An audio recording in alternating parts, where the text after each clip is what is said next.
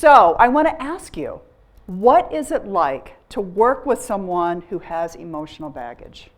Who brings whatever that ball and chain is from home, drags it into your workplace.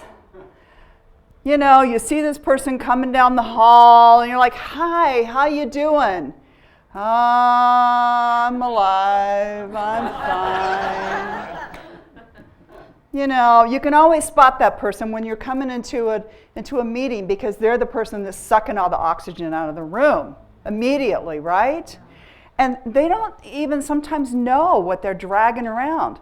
But by golly, they are not going to let go of this emotional baggage because they have earned it.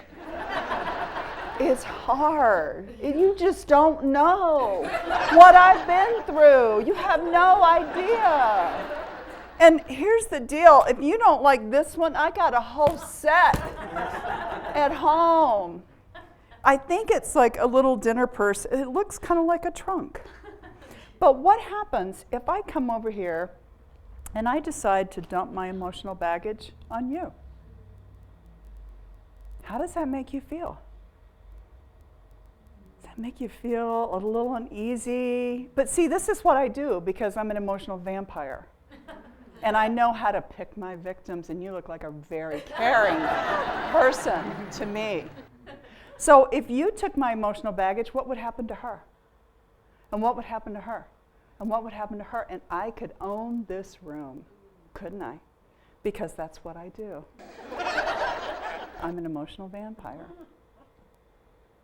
So how about if I bring it over here to you and I say, you know what?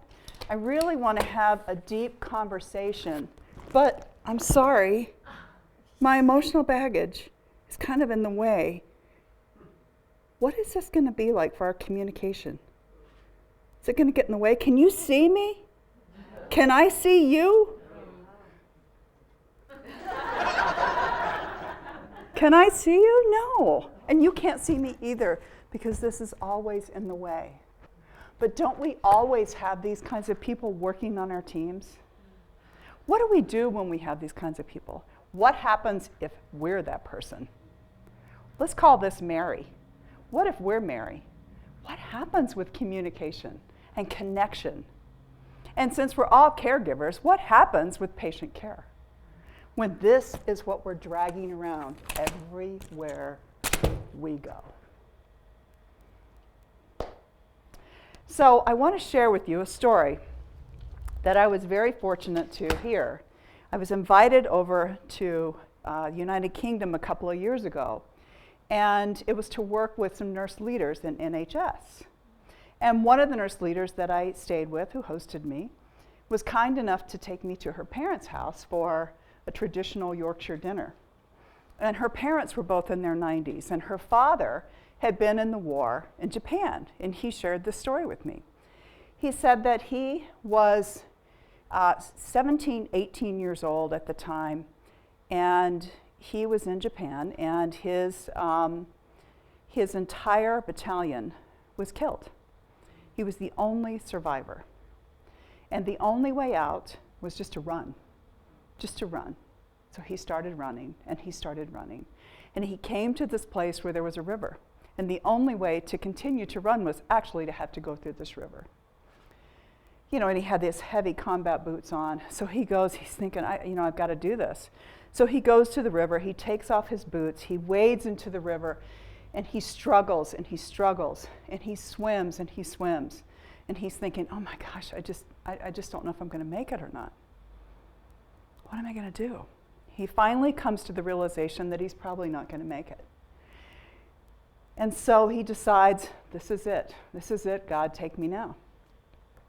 And so he deliberately pulls himself up out of the water to sink himself as deep as he can. And a miraculous thing occurred. His feet hit the bottom, and he walked out the other side and made it home to his family. What's the message in that story? Sometimes when we drag our emotional baggage around with us everywhere, we have such a hard time just releasing.